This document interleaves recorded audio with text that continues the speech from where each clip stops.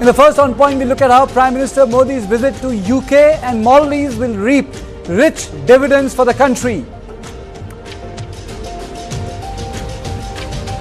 The second on point is about how EC's SIR revision exercise has united the opposition in Bihar.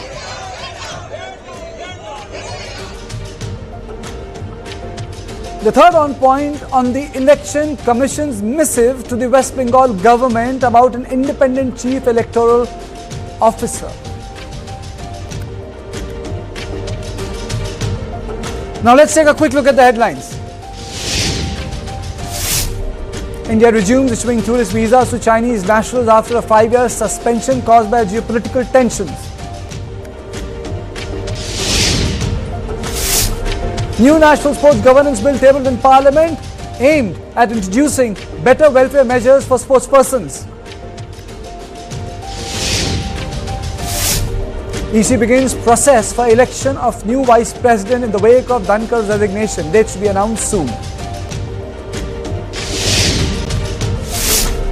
Chief Minister Siddaramaiah meets traders, promises to address their concerns on GST and UPI.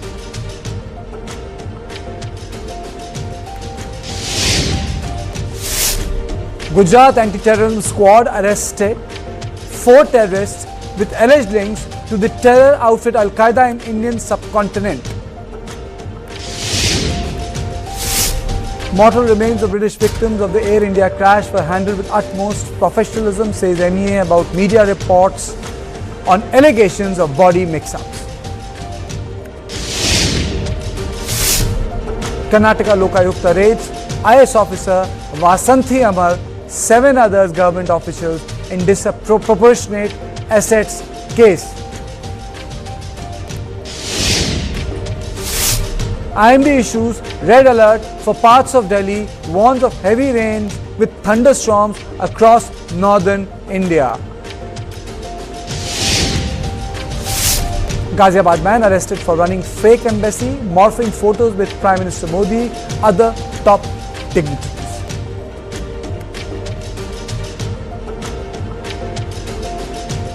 Prime Minister Narendra Modi's visit to United Kingdom and Maldives is all set to reset ties with the two countries. India in past has dealt with difficult issues with both of them. The new Maldives government had come to power on the India Out campaign. Despite the odds, India rescued Maldives through $400 million currency swap in 2024. Prime Minister Modi is also expected to sign a landmark trade deal with the United Kingdom, cementing India's ties with the United Kingdom when United States is behaving erratically. For now, let us begin with India-Maldives ties. It's a big reset. Maldives want India's help to curb drug trade. Drug trade is fueling radicalism in Maldives. Maldives is part of Colombo Security Conclave, which is an Indian initiative. Indian projects in health, water, sanitation, infrastructure are driving sustainable development in Maldives. The visit also marks 60 years of India's Maldives ties. Government has made a shift from Sagar to Mahasagar, a concept that defines India's growing economic might. But challenges exist. The challenges are China's influence in Maldives, Islamic radicalization and terrorism. And now let me play out the bite of Vikram Misri, Foreign Secretary on Maldives. Maldives is, as you all know, a very close partner in our neighborhood, a very important partner in India's neighborhood first policy and as part of the Mahasagar vision of India, which is mutual and holistic advancement for security and growth across regions. We have always been the first on hand to respond to the needs of Maldives in times whenever it has faced crises, natural or man-made. There has been a robust political relationship which is discussed, bolstered by regular visits at high levels. I referred to President Muizzu's visit here in October 2024 when the two leaders adopted a joint vision for an India-Maldives comprehensive economic and maritime security partnership. Prime Minister Modi in UK will also focus on multiple issues. Free trade agreement is at the heart of it. It's going to focus on security, technology, defense security, education, people-to-people exchange. All of it will be on agenda. Modi will also call on Prince Charles III. This is Prime Minister's fourth visit to the United Kingdom. Fresh avenues of partnership to be looked at. In 2024-25, India-UK goods trade stood at $23 billion. Trade in goods and services stood at $58 billion. UK-India relationship, though old, has its own share of challenges. One, Khalistan issue. Second, limited progress in defense and security sector. Third, convergence in foreign policy like Ukraine. Joint defense production and technology transfer. And let me again play out the bite of Vikram Misri, Foreign Secretary of the United Kingdom. The issue of the presence of Khalistani extremists and bodies close to these people is again something that we have brought to the attention of our partners in the UK. We will continue to do so.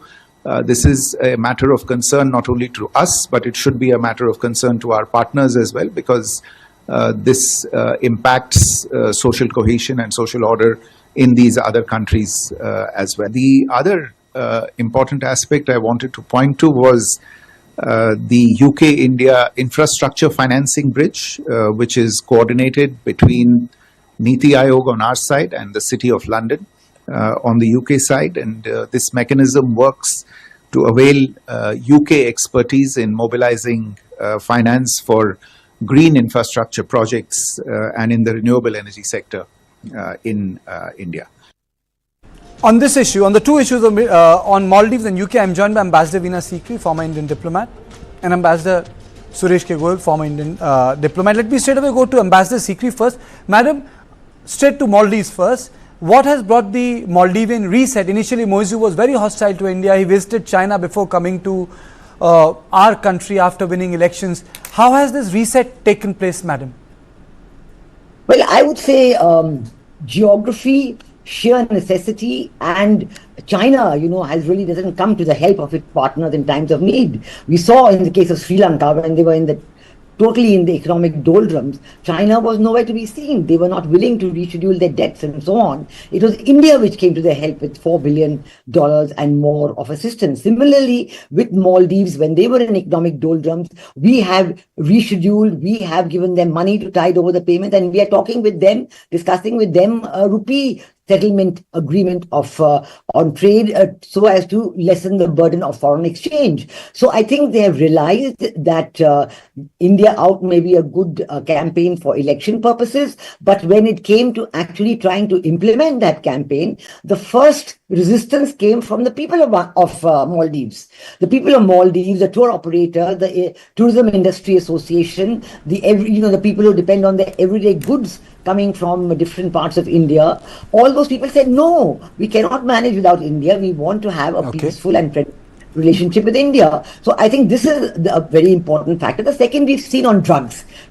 Drugs issue is very big for Maldives. It's ruining the youth and it's bringing radicalization. They need a certain interoperability of forces with India to manage this. And we are together partners in the Colombo Security and Conclave, as you mentioned. All these are very important reasons. Ambassador Goyal, another aspect of Maldives, though not very much discussed in national narrative or in the popular media, is Islamic radicalism. In fact, if you look at the data, Maldives sent more jihadis to Syria than Iraq. So, how big is that challenge, apart from the fact that people think of Maldives as a tourist paradise, but there is also other side of Maldives which directly also in a way impacts Indian security, sir? That's a very important point that you have raised here. I think as far as the economic and the financial issues are concerned, Ambassador Veena Sikri has covered them very, very well. India has proved to be a reliable partner in terms of providing that kind of needs, economic as well as growth and industrial need. That is one. You mentioned the Islamic radicalism. Maldives is a chain of islands where the economy mostly really depends upon tourism. And if you have to depend on tourism for your major economic inputs, resources, then political stability, the social stability of the country becomes very important. And therefore, from that point of view, radicalism, extremism, terrorism of any kind, whether it is Islamic or any other kind of radicalism, is a threat to basic survival of Maldives.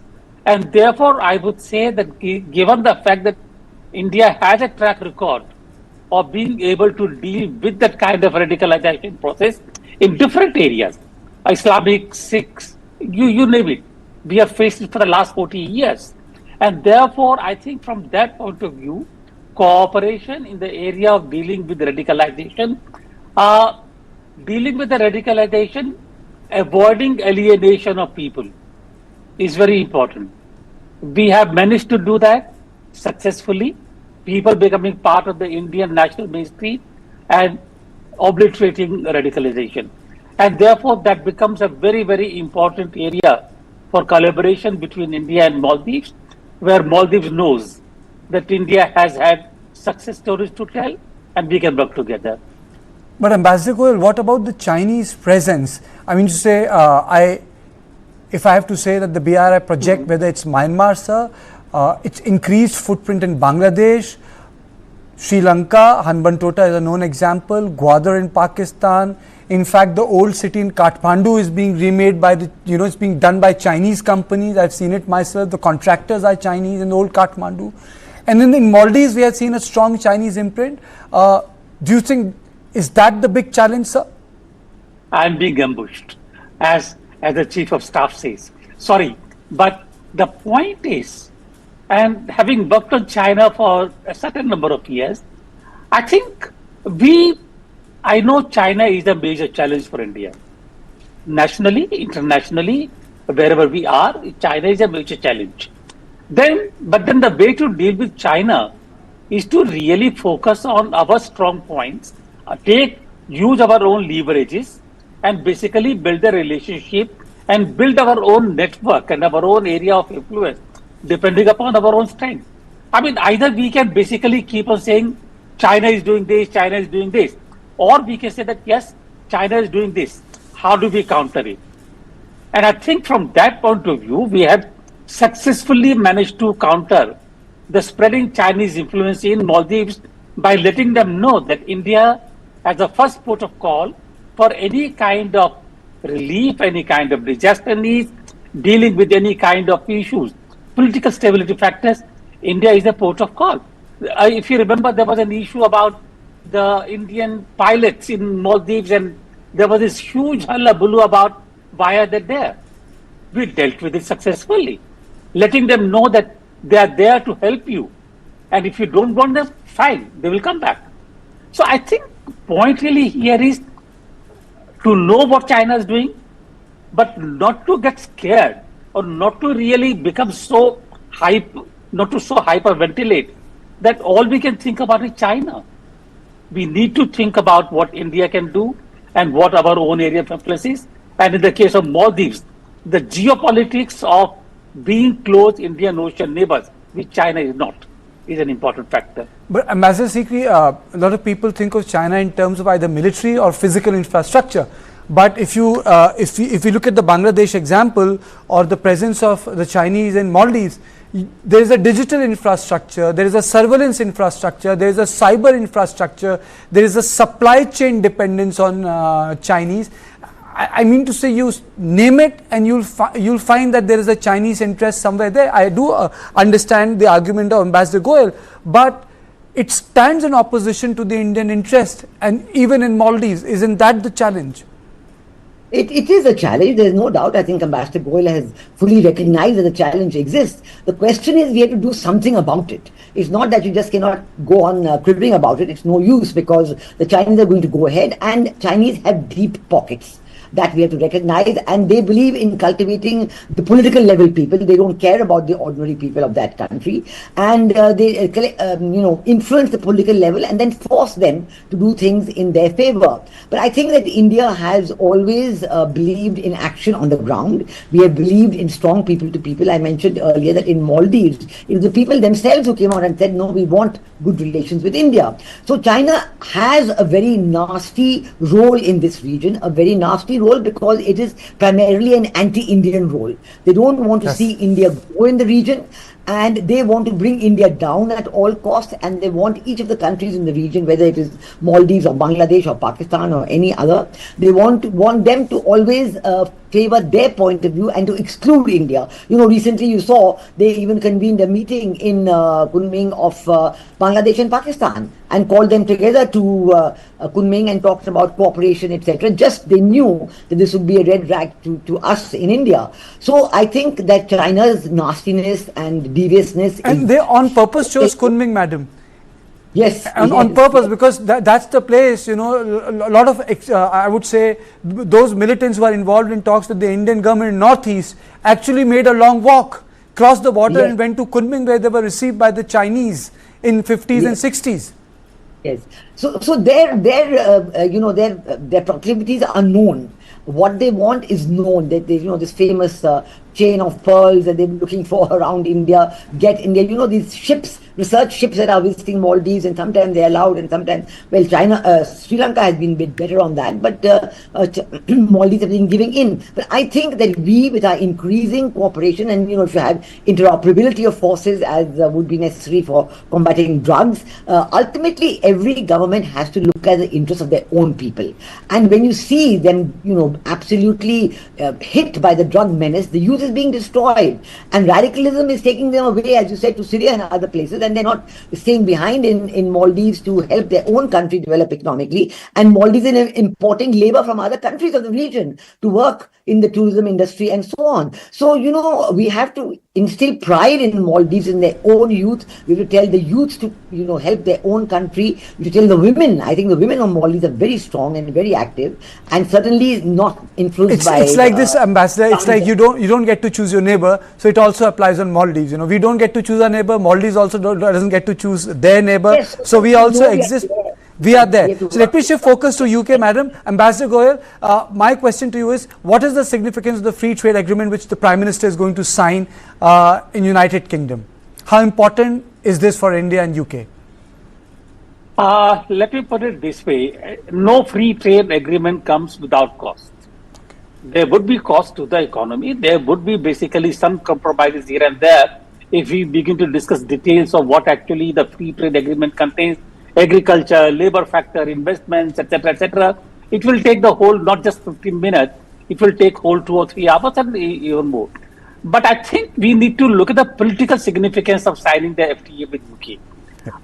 The pressure, particularly the post-Trump tariff regime, the pressure to enter into kind of trade agreements has increased on various countries. And there is a sense that somehow we try and avoid a kind of an equitable trade pattern, for want of a better word. I think our FTA with UK is a message to everyone that where India can come to a satisfactory agreement in terms of trade with any country, we are prepared to go ahead with it. And we are prepared to even work on our own sensitive interests, including in agriculture and labor and services sector.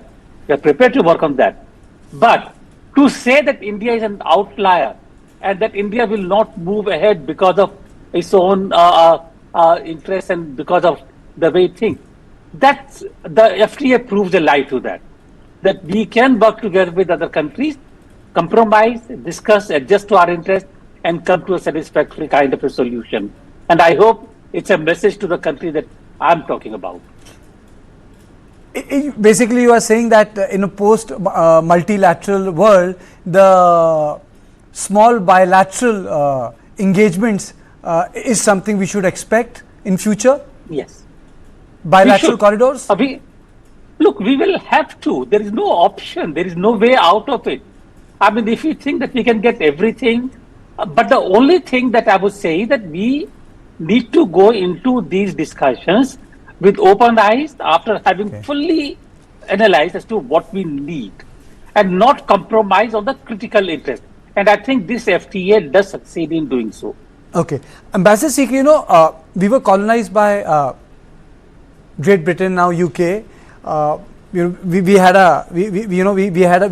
our history. We like something about them, we dislike something about them. Like for example, in 1997, the foreign minister, when we were commemorating the 100 years of the Queen, the famous Gujarat incident, which he said the UK is a third-rate power because the foreign minister had spoken on Kashmir. So we have seen ups and downs. But my question to you, madam, is that the Khalistan challenge remains. There's a lack of convergence on foreign policy. Despite being engaged with each other, so many students going to UK universities are elite, being engaging at the highest levels. We have not seen a close defense cooperation, technology transfers with UK. Why has that happened? Is it going to change with this visit? Well, I must say that I definitely think and hope it will change with this visit. Let me explain why. Because actually all this time, both India and the UK, despite, meetings and exchanges, they felt they did not have enough need for each other. We kept, as you said, talking of UK as a third-rate power, and UK kept preferring Pakistan for their own security reasons. And they keep, favoring Pakistan and the jihadis and the jihadis supporting the Khalistanis because for their own purposes, whether it is at sometimes Soviet Union, but sometimes Middle East, even Iran and so on.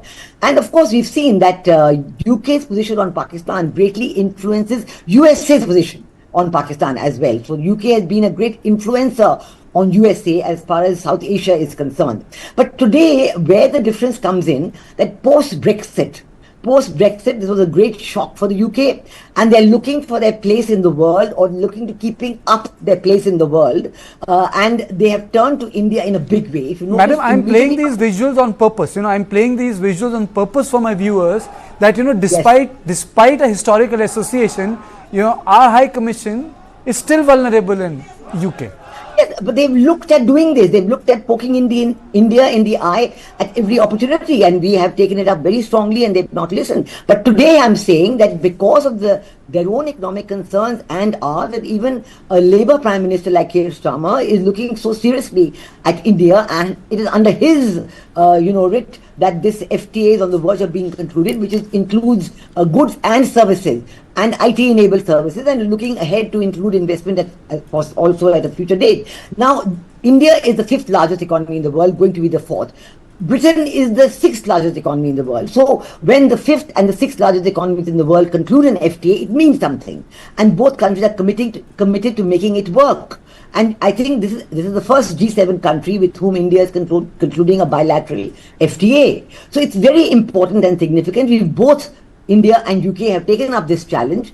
For both our countries, we need it to work. And if we are sincere and we put and the UK shows its sincerity in making the FTA work, it could indeed lead to an increase to $120 billion of bilateral trade by 2030, which is only 5 years away. Which is a huge challenge to give this figure, to increase it in this short while. So I think that we are both very serious about it. And, the mobility improvement is there, although not as much as we would like. But, our professionals going there, they will be able to avoid double payment and so on. So all these good points are there.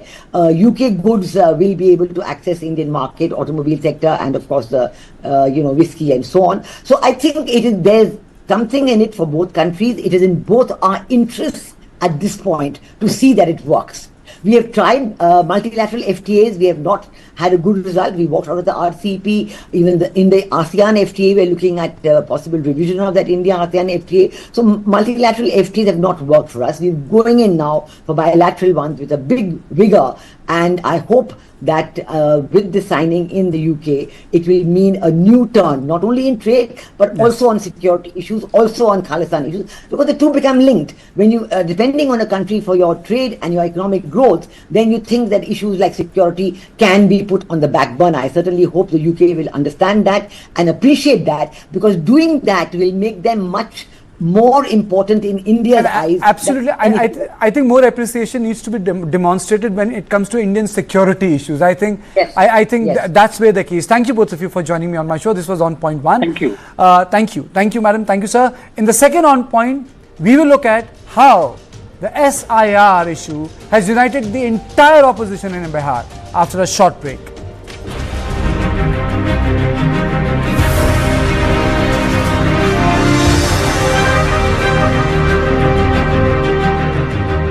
Associate sponsor anchor toothpaste, नए जमाने की नई सुरक्षा।